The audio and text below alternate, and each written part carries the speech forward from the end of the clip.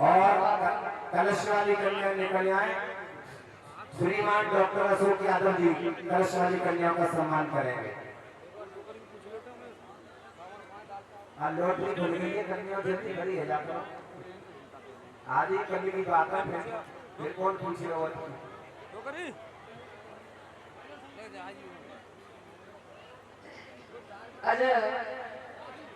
जब इंद्र का अपमान हुआ, ग्वाल बाल जब गाय चराने जाते हैं तो इंद्र ने उन गायों को चुरा लिया। जब गायों को चुरा लिया तो उसी समय भगवान कन्हैया से कहा कि हमारी गाय बताने कौन लेगा। श्याम सुंदर ने जवाब दिया है, चिंता मत करो, तुम्हारी गाय जितने टाइम तुम्हारे घर पहुंचती है उतने टाइम घर पहुंच जाएंगे। इधर भगवान श्याम सुंदर अपनी मैया की गोदी में बैठ जाते हैं। धीरे धीरे समय व्यतीत हुआ, होने के बाद इंद्र ने जान लिया है कि कोई साधारण बालक नहीं है, मानो भगवान है। जाकर के क्षमा मांगी है। इंद्र को बड़ा घमंड था। भगवान कन्हैया ने कहा, इंद्र जो घमंड करता है मैं घमंड कभी किसी का पूरा नहीं होने देते हैं, और जब जब मैं अवतार लेता हूँ तब तक ये घमंड मैं चूर करता हूँ। इधर इसके बाद में इंद्र जो है वो अपनी गलती की माफी मांग करके वहां से चले जाते हैं अपने धाम के लिए। बोलिए गोविंद भगवान की। एक दिन की बात है, कार्तिक के महीने में पृथ्वी सभी ग्वालियां जो है आज नग्न होकर के जल में स्नान कर रही हैं। भगवान ने देखा है, भगवान ने कहा है जो जल में स्नान करती हैं, यहाँ पर श्याम सुंदर जब आगे बढ़े हैं तो जाकर के उन वस्तुओं को चुरा लिया। जब वस्तुओं को चुरा लिया है तो सभी आज नारियां कहने लगी हैं कन्हैया से, और श्याम सुंदर जाकर के जब कदम पीछे चल जाते हैं।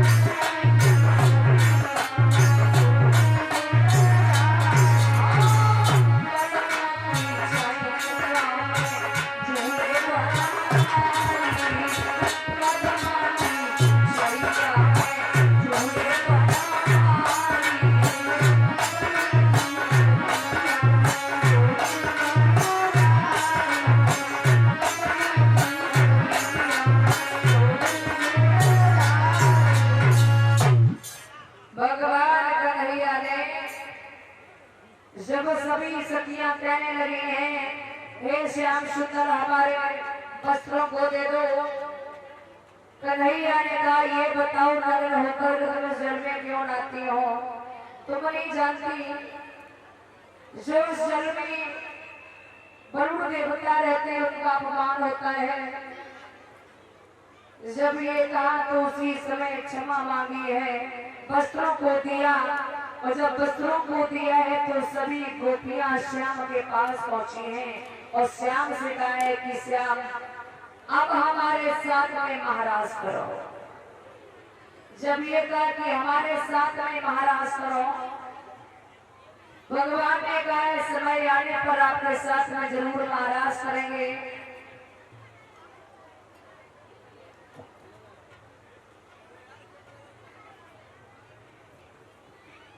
आज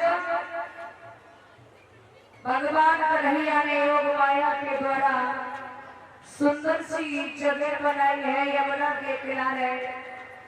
योग माया ने सुंदर सी जगह बनाई है और जाकर के जब सुंदर सी जगह बनाई है तो सखियां जो है सखियों से कहा है ठीक है मैं तुम्हारे साथ में महाराज करेंगे।